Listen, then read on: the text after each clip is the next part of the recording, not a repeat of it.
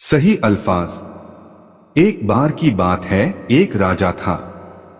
एक रात राजा को एक अजीब सपना आता है जिसमें वह देखता है कि उसके सारे दांत एक एक करके गिर रहे हैं। जब राजा सुबह उठता है तो वह बहुत हैरान हो जाता है। इस सपने का मतलब जानने के लिए वह अपने महल में एक ज्योतिषी को बुलाता है और अपना सपना बताता है। ज्योतिषी सपना सुनने के बाद राजा से कहता है, महाराज, इस सपने का मतलब है कि आपके परिवार के सभी सदस्य एक एक करके आपके सामने मर जाएंगे। यह सुनकर राजा को बहुत गुस्सा आता है और वह उस ज्योतिषी को तुरंत जेल में बंद कर देता है। अगले दिन राजा एक और ज्योतिषी को बुलाता है और वही सपना उसे भी बताता है। इस बार ज्योतिषी मुस्कुराते हुए कहता है, महाराज, इस सपने का मतलब है कि आपकी उम्र आपके परिवार में सबसे लंबी होगी। राजा खुश हो जाता है और उसे इनाम के रूप में बहुत सारे सोने के सिक्के देता है। दोस्तों, दोनों ज्योतिषियों का कहने का तरीका अलग था, लेकिन दोनों का अर्थ एक ही था।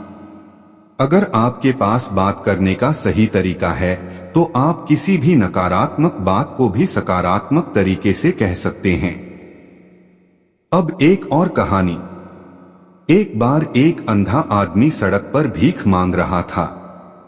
उसके सामने एक कटोरा रखा था और उसके पास एक कागज पर बड़े बड़े अक्षरों में लिखा था, मैं आंखों से अंधा हूं, मुझे कुछ दान देकर जाइए। पूरे दिन उसकी कटोरी में सिर्फ कुछ सिक्के ही आते थे।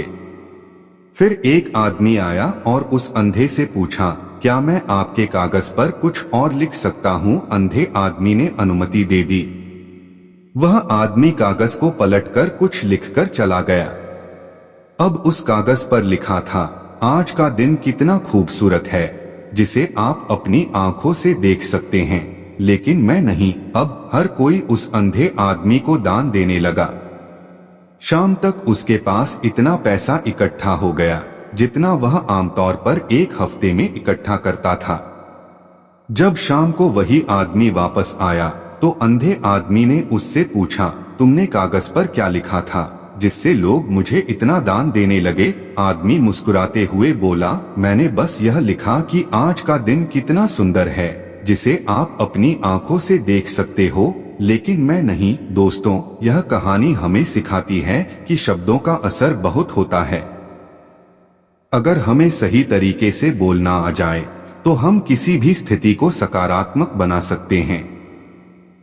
अगर किसी को बोलने का, बात करने का सही तरीका आ गया तो वह पूरी दुनिया जीत सकता है। मोबाइल पर घंटों तक सोशल मीडिया स्क्रॉल करने और गेम्स खेलने से हमें कुछ देर के लिए खुशी मिल सकती है, लेकिन असली दुनिया में आपकी पहचान और सफलता इस पर निर्भर नहीं करती। असली दुनिया में जीने के लिए सही तरीके से संवाद करना सीखना जरूरी है। तो दोस्तों, इस प्रकार ये कहानी समाप्त होती है। अगर आपको यह कहानी पसंद आई हो तो चैनल HM कहानियां को सब्सक्राइब करें, वीडियो को लाइक और शेयर करें और हमें कमेंट बॉक्स में बताएं कि आपको इस कहानी से क्या सीखने को मिला। धन्यवाद।